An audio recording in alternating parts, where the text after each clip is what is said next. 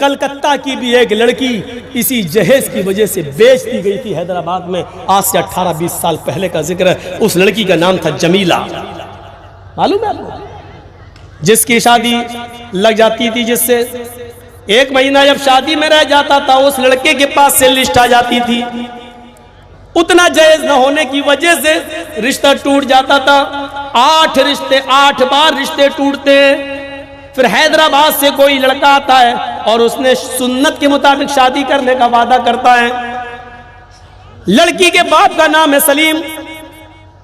کہا گیا بھائی جب تمہیں سنت ہی کے مطابق شادی کرنی ہے، جہیز لینا دینا نہیں ہے، تو آج ہی کر لو۔ وہ لڑکا ایک بوڑھے مرد کو، ایک بوڑھی عورت کو لایا ہوا تھا، جس کو کہہ رہا تھا یہ میری ماں ہے، یہ میرے باپ ہے۔ اسی دن نکاح ہو جاتا ہے اور ٹکٹ بنوا دیے جاتے ہیں، اور 2-3 دن کے بعد لڑکی اس لڑکے کے ساتھ رخصت کر دی جاتی ہے۔ ٹرین کلکتہ کی اسٹیشن سے چھوٹتی ہے، جب جلگاؤں یا بھساول کی اسٹیشن پر پہنچتی ہے تو یہیں پر لڑکی کے جو فرضی ماں باپ تھے، جو جھوٹے ماں باپ تھے، اسی اسٹیشن پر اتر جاتے ہیں، اور وہ لڑکا اس جمیلہ نام کی لڑکی کو لے کر حیدرآباد آتا ہے۔ 8-10 دن اس لڑکی کے ساتھ رہتا ہے۔ لڑکی اس کے ساتھ بہت خوش تھی، لیکن 10 دن کے بعد اس کو گھمانے کے بہانے آؤ میں حیدرآباد دکھاؤں، اپنی بائک پر بٹھاتا ہے اور اس لڑکی کو لے جاتا ہے۔ سودے بازی اس کی پہلی ہو چکی تھی۔ حیدرآباد کی ایک 5 اسٹار ہوٹل میں لے جا کر اس لڑکی کو 20,000 روپے میں نیلام کر دیتا ہے۔ اس زمانے میں 20,000 کی ایک ویلو تھی۔ اب اس کے پاس گوشت کے بھوکے شکاری آنے لگے۔ جس لڑکی نے کبھی نظریں اٹھا کر کسی غیر مرد کی طرف نہ دیکھا ہو اور اپنے شوہر کے علاوہ کسی پرائے مرد کو نہ جانتی ہو، آج وہ بھوکے بھیڑیوں کا شکار ہونے لگی۔ ہر آنے والے کے سامنے بھیک مانگتی، اس کے پیروں پہ گرتی، ہاتھ جوڑتی۔ لیکن جس نے 2-2, 3-3, 5-5 ہزار روپے دیے پوری رات کے، وہ کیسے چھوڑ دیں گے؟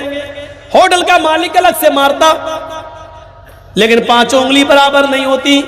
ایک دن اس لڑکی کے پاس کوئی مسلمان بھی چلا آیا گیا تو تھا، کسٹمر بن کر گیا تو تھا اس لڑکی کے جسم کو پانے کے لیے، لیکن یہ اس کے سامنے بھی گڑ گڑاتی ہے۔ اس کو اس کے اوپر رحم آ جاتا ہے اور کہتا ہے تم میری بہن جیسی ہو، مجھے اپنی پرابلم بتاؤ۔ اس لڑکی نے پوری پرابلم بتا دی۔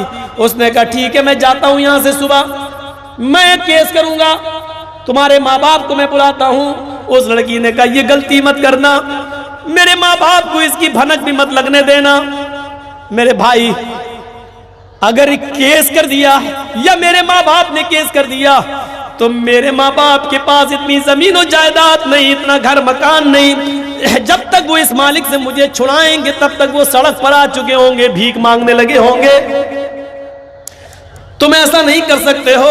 میرے بھائی ایک کام کرو، میں ایک لیٹر لکھتی ہوں، اس کو میں چپکا دیتی ہوں، ایک لفافے میں بند کر دیتی ہوں، اس کو امانت سمجھ کر میرے گھر پہنچا دو، اتنا پیسہ تم خرچ کر لو اپنی طرف سے، یہ تمہارا احسان ہوگا میرے اوپر۔ اس نے کہا کوئی بات نہیں، تم ایسا کر دو۔ اس نے رات کی تاریکی میں لیٹر لکھا، لفافے میں بند کر کے اس کو چپکا دیا اور کہا خبردار اس لیٹر کو پڑھنا نہیں ہے، میرے باپ ہی پڑھیں گے۔ وہ لڑکا جب اس لیٹر کو لے کر حیدرآباد سے کلکتہ کی سرزمین پر آتا ہے، باپ کے دروازے کو دستک دیتا ہے، دروازہ کھولا، باپ نے پہلا لیٹر بیٹی کا دیکھا، اپنے محلے کی سہیلیوں کو، جو اس لڑکی کی سہیلیاں تھیں، ان کو بلایا، ہو دیکھو تمہاری سہیلی کا، جمیلہ کا لیٹر آیا ہے۔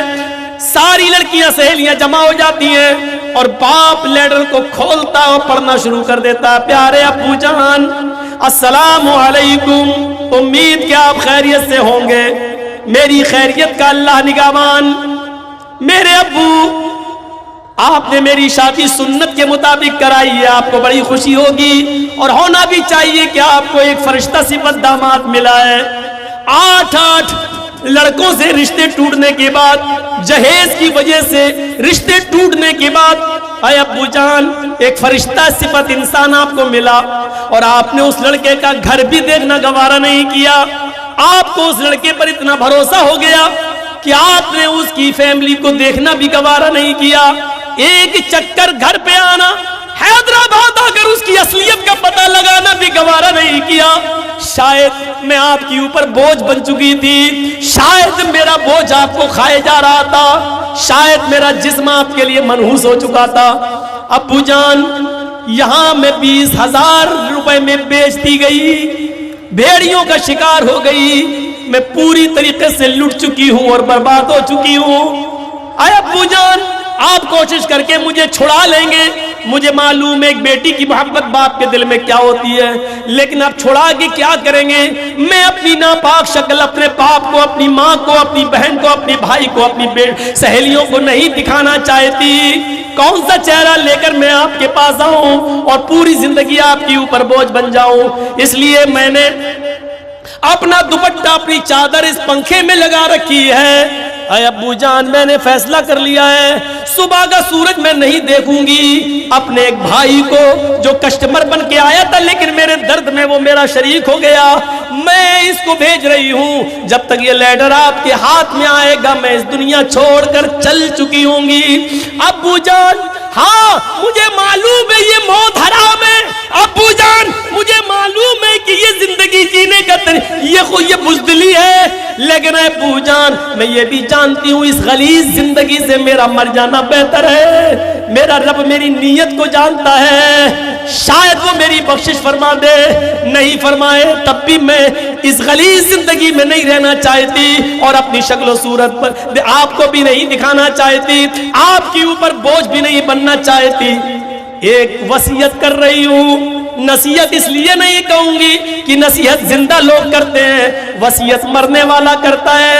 اے ابو جان میری اس وصیت کو یاد رکھنا، میں اپنی 6 سال کی ایک بہن کو چھوڑ کے آئی ہوں جس کا نام فاطمہ ہے۔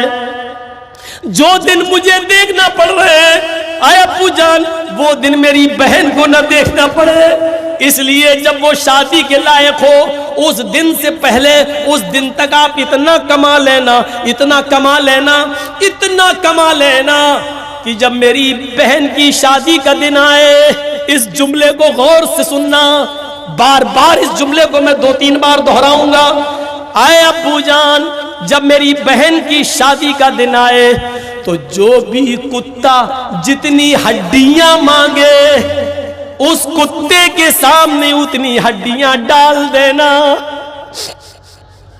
جو بھی کتا جتنی ہڈیاں مانگے اس کتے کے سامنے اتنی ہڈیاں ڈال دینا، تاکہ میری بہن کو وہ دن نہ دیکھنا پڑے جو مجھے دیکھنا پڑ رہا ہے۔ آخر میں آپ کی بیٹی جمیلہ جو آپ کی نہ ہو سکی، آپ کی بدقسمت بیٹی جمیلہ، یہ وہ لیٹر ہے جو مولوی جرجیس نے سلیم کے گھر جا کر اپنے آنکھوں سے پڑھا ہے، اور سلیم صاحب نے اس لیٹر کو فریم میں بند کرا لیا ہے، شیشے کے ٹکڑے میں اس کو جکڑ لیا ہے، اور آج بھی سلیم صاحب کے پاس یہ لیٹر رکھا ہوا ہے۔ اس جملے میں ہماری ایک بہن جو خودکشی کر کے مر گئی، اس نے جہیز کی ڈیمانڈ کرنے والے کو کتا لکھا ہے، کتا، اور جہیز کو ہڈیوں سے تعبیر کیا ہے۔ پوری سماج اور پوری قوم کے سوچنے کے لیے کافی ہے کہ جو کتا جتنی ہڈیاں مانگے اس کتے کے سامنے اتنی ہڈیاں ڈال دینا۔ اچھا یہ موضوع دے دیے تھے جہیز کا لفظ بھی جوڑ کر۔